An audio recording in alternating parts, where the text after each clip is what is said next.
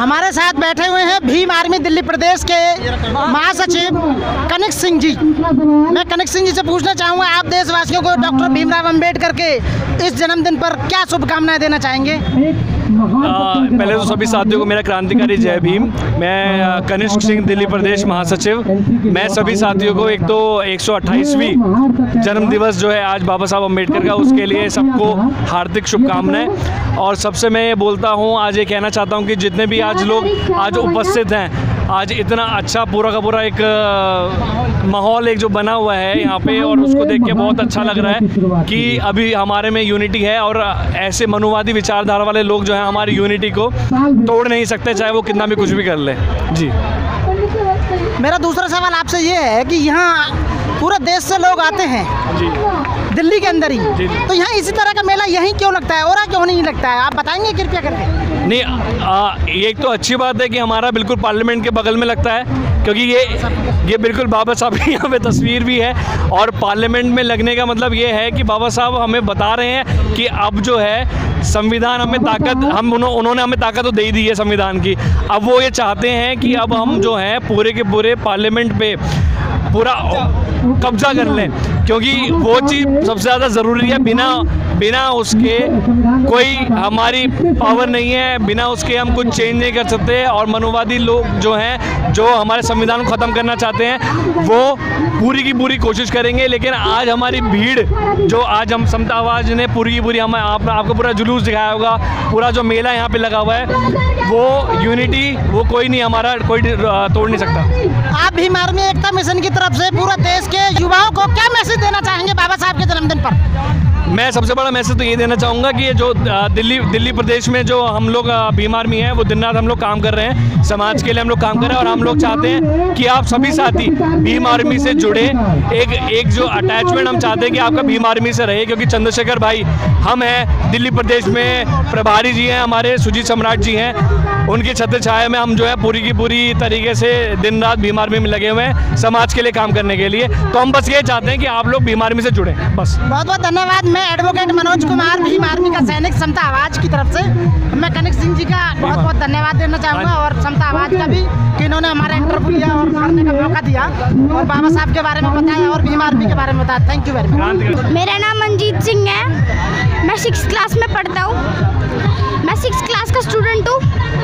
तो 14 अप्रैल को हम सब बाबा साहब का जन्मदिन मनाने इधर आते हैं, तो सबको क्या महसूस होता है तो बस वही जानते हैं।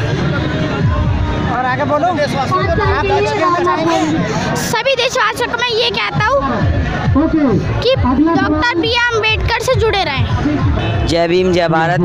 मैं बाबा साहब के जन्मदिन की अधिक शुभकामना सबको देना चाहता हूँ, 128वें जन्मदिन की। मैं आपसे कह रहा हूँ कि बाबा साहब ने जो संविधान लिखा है वो सबके लिए लिखा है, जातिवादी पे कोई वो नहीं करना चाहिए, किसी पे भी हमें सबके खिलाफ नहीं रहना चाहिए, एक ही समान होना चाहिए, सबको एक समान रहना चाहिए। जय भीम, जय भारत। सबको नमस्ते, मेरा नाम प्रेसी है।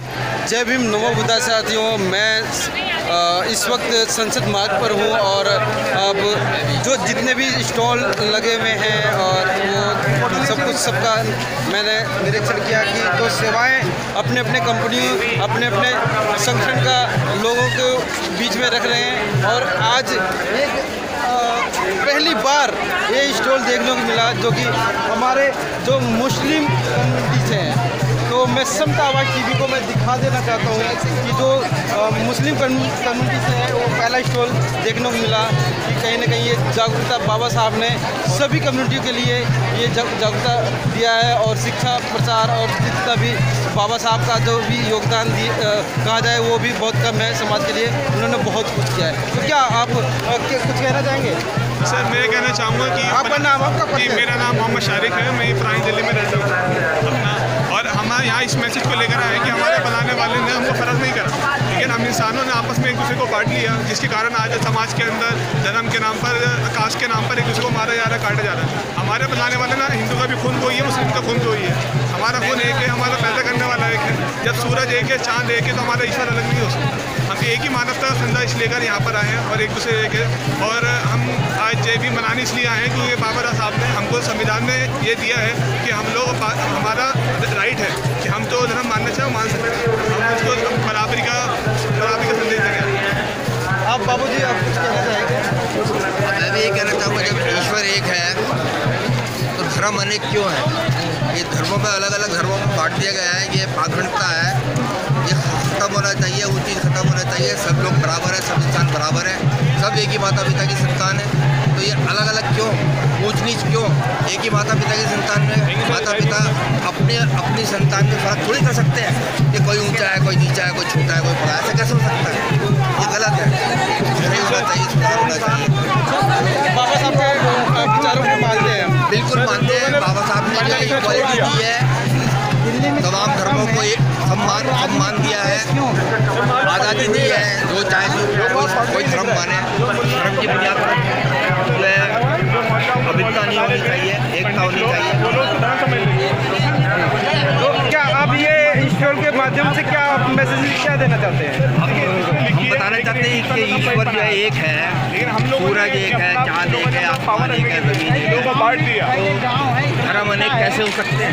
एक ही माता पिता की संतान सब लोग हैं, तो अलग अलग कैसे हो गए? सोचेंगे नहीं, इसको बांटा गया है, पढ़ेंगे नहीं, किया गया है, खत्म होना चाहिए। हमें जानना चाहिए कि हमारा ईश्वर हमसे क्या चाहता है, हमसे क्या संदेश। बहुत बहुत